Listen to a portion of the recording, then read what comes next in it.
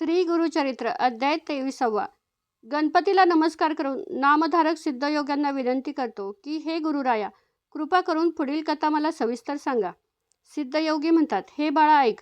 ज्या ब्राह्मणाच्या घरी वांझ म्हैस होती त्यानेच श्रीगुरूंची ही अगाध लीला सर्व गावासमोर प्रकट केली.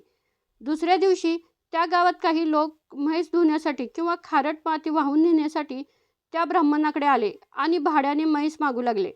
त्या बदल्यात ते पैसे देण्यास तयार होते. ब्राह्मण त्यांना म्हणाला, मी माझी दूध देणारी म्हैस तुम्हाला कामासाठी देणार नाही.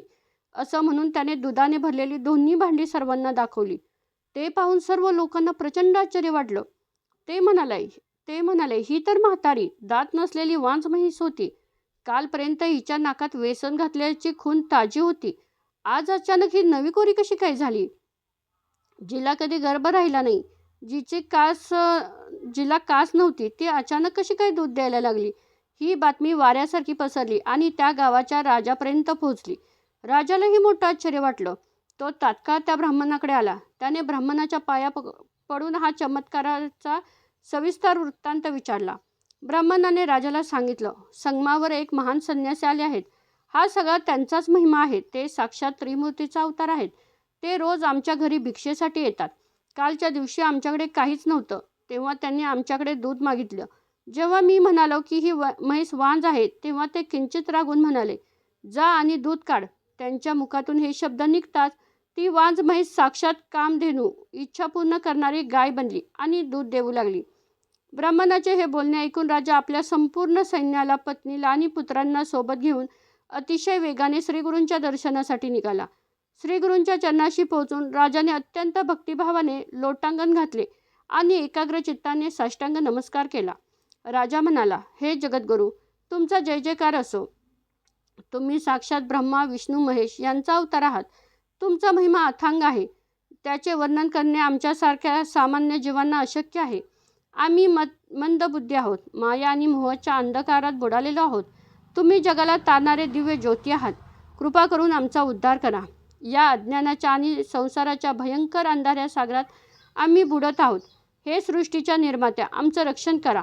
आम्हाला तारा. असं म्हणत राजा पुन्हा त्यांच्या चरणी लीन झाला. तुमचे गुणगान गाणे किंवा स्तोत्र रचणे आम्हाला जमणार नाही.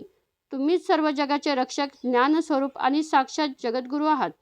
राजाची ही भक्ती पाहून श्रीगुरू प्रसन्न झाले. ते राजाला म्हणाले, आम्ही तर तपस्वी संन्यासी आहोत. आम्ही अरण्यात राहणारे लोक आहोत. तुम्ही इतक्या घाईघाईने, इतक्या मोठ्या लवाजम्यासह, पत्नी आणि मुलांबाळांसह इथे आमच्याकडे येण्याचं काय कारण आहे, ते तरी आम्हाला सांगा. श्रीगुरूंचे हे बोलणे ऐकून राजा हात जोडून म्हणाला, तुम्ही भक्तांना तारणारे आहात. मग तुम्ही अरण्यात का राहावं? भक्तांचा उद्धार करण्यासाठी साक्षात नारायणाने तुमच्या रूपाने अवतार घेतला आहे. तुम्ही भक्त वात्सल्य आहात. माझी एकच विनंती मान्य करा. तुमची कीर्ती वेद आणि पुराणामध्ये गायली गेली आहे. तुम्ही नित्य नियमाने इथे अनुष्ठान करावं आणि आमच्या गावात निवास करावा. हे गांगनापूर क्षेत्र अतिशय पवित्र महास्थान आहे. तुम्ही इथे राहून या जागेला पावन करावं. आम्ही तुमच्यासाठी इथे मठ तयार करत आहोत. तिथे राहून आम्हाला पावन करा. असे म्हणून तो राजा अत्यंत भक्तिभावाने पुन्हा श्रीगुरूंच्या पाया पडला. श्रीगुरूंनी मनात विचार केला की आता लोकांसमोर प्रकट होण्याची वेळ आली आहे. त्यामुळे काही काळ या ठिकाणी निवास करणे योग्य होईल. भक्तांच्या कल्याणासाठी आणि भविष्यातील कार्यासाठी राजाची ही इच्छा पूर्ण करणे गरजेचं होतं. म्हणून श्रीगुरूंनी राजाला संमती दिली. असा मनात विचार करून त्यांनी राजाला निरोप दिला. तुझ्या मनात जशी भक्ती असेल त्याप्रमाणे तू माझी व्यवस्था कर. श्रीगुरूंचे शब्द ऐकून राजाला मनापासून अतिशय आनंद झाला. त्याने श्रीगुरूंना पालखीत बसवलं आणि मोठ्या उत्साहाने गावाकडे निघाला. प्रवासाच्या दरम्यान विविध प्रकारची वाद्ये, मंगळवाद्ये, गाणी, मृदुंग आणि टाळ यांचा अतिशय सुंदर आणि सुमधुर आवाज गुंजत होता. छत्र, निशाणे, सजलेले हत्ती आणि घोडे यांच्या लव्याजम्यासह राजा, त्याची पत्नी आणि मुले श्रीगुरूंची सेवा करत त्याच्यासोबत चालले होते. श्रेष्ठ ब्राह्मण मोठ्याने वेदघोष करत होते आणि बाटचारण त्या त्रिमूर्ती दत्तात्रयांच्या यशाचे आणि बिरुदांचे गुणगान गात होते. अशा प्रकारे मोठ्या थाटामाटात श्रीगुरू अतिशय प्रेमाने गांगनापुरात आले. नगरातील लोक ठिकठिकाणी आरत्या घेऊन त्यांच्या स्वागताला आले. राजाने असा हा भव्य सोहळा साजरा केला. त्यामुळे प्रसन्न होऊन श्रीगुरूंनी आनंदात नगरात प्रवेश केला. त्या गावाच्या पश्चिम दिशेला एक मोठा पिंपळाचा वृक्ष होता आणि त्याच्या बाजूला एक ओसाड भयानक असं घर होतं. त्या पिंपळाच्या झाडावर एक अत्यंत भयानक ब्रह्मराक्षस राहत होता. तो तिथे राहणाऱ्या आणि तिथून जाणाऱ्या सर्व प्राणीमात्रांना अत्यंत भीती दाखवत होता. तो ब्रह्मराक्षस अतिशय क्रूर होता आणि माणसांना खात असे. त्याच्या प्रचंड भीतीमुळे त्या घराच्या आसपासही कोणी जात नव्हतं. नेमकं त्याच वेळी श्रीगुरू त्या झाडाजवळ आले. त्यांना पाहताच तो ब्रह्मराक्षस तातडीने झाडावरून खाली उतरला आणि थेट श्रीगुरूंच्या पायावर पडला. तो राक्षस हात जोडून अत्यंत भक्तिभावाने श्रीगुरूंना विनंती करू लागला, हे स्वामी, माझं रक्षण करा. मला या भयंकर पापकर्माच्या अंधारातून बाहेर काढा. फक्त तुमच्या दर्शनानेच माझे जन्मांतराचे सर्व पाप आणि दोष जळून गेले आहेत. तुम्ही सर्व प्राणीमात्रांवर दया करणारे आहात. माझा उद्धार करा. दयाळू श्रीगुरूंनी त्याच्या डोक्यावर आपले वरदहस्त ठेवला. त्या क्षणी त्या राक्षसाचे भयानक रूप नष्ट होऊन तो एका माणसाच्या रूपात श्रीगुरूंच्या पायावर लोळू लागला. श्रीगुरू त्याला म्हणाले, तू आत्ताच्या आत्ता कृष्ण भीमा नद्यांच्या संगमावर जा. तिथे स्नान केल्याने तू या भूतयोनीतून कायमचा मुक्त होशील आणि तुला पुन्हा हा जन्म घ्यावा लागणार नाही. श्रीगुरूंची आज्ञा ऐकून त्या राक्षसाने संगमावर जाऊन स्नान केले. त्याने आपले पापी शरीर तिथेच सोडले आणि तो त्या क्षणी मुक्त झाला. हे पाहून सर्व लोकांना अद्भुत विस्मय वाटला.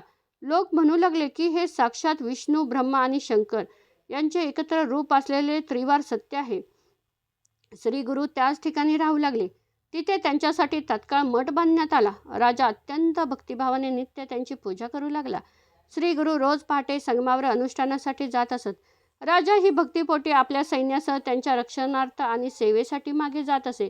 दुपारच्या वेळी जेव्हा श्रीगुरू मठात येत होते तेव्हा राजा आपल्या सैन्यासह आनंदाने त्यांना नमस्कार करत असे.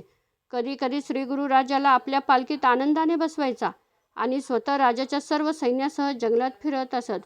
श्रीगुरू हे अत्यंत भक्तवत्सल्य आहेत. ते पूर्णपणे भक्तांच्या अधीन असतात. भक्तांच्या मनात जसा भाव असेल तसा त्यांना आनंद मिळतो, तसंच ते वागतात. गांगनापुरात रोज असा हा भव्य सोहळा होऊ लागला. ही कीर्ती आणि वैभव सर्व लोकांना समजलं आणि आजूबाजूच्या गावामधील श्रीगुरूंचा महिमा पसरला. जवळच असलेल्या कुमसी नावाच्या गावात एक कर्मठ तपस्वी राहत होता. त्याचं नाव त्रिविक्रमी भारती होतं आणि त्यांना 3 वेदांचे सखोल ज्ञान होते. ते त्रिविक्रम भारती रोज देवाची मानसपूजा करायचे आणि नेहमी भगवान नरहरींचे ध्यान करायचे.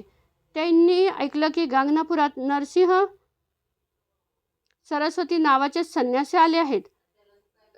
श्रीगुरूंचे हे वैभव आणि राजवाड्यांसोबत फिरणे ऐकून त्रिविक्रमी भारती यांना वाटले की हा केवळ ढोंगीपणा आहे. संन्याशाने इतक्या थाटामाटात राहणे योग्य नाही असं समजून ते मनात श्रीगुरूंची निंदा करू लागले.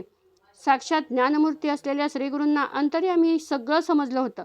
हा संन्यासी आपली निंदा करत आहे हे त्यांनी आपल्या अंतर्ज्ञानाने जाणून घेतलं. शेवटी सिद्धयोगीने नामधारकाला म्हणतात, हे नामांकिता, यानंतर अत्यंत अपूर्व आणि अद्भुत अशी कथा घडली. ती सुद्धा तू एकाग्र चित्ताने आणि सावधपणे ऐक. पुढे त्रिविक्रम भारतींचा गर्व कसा हरण झाला हे पुढील अध्यायात बघूया. हा अध्याय इथेच समाप्त होत आहे. श्री गुरुदेव दत्त.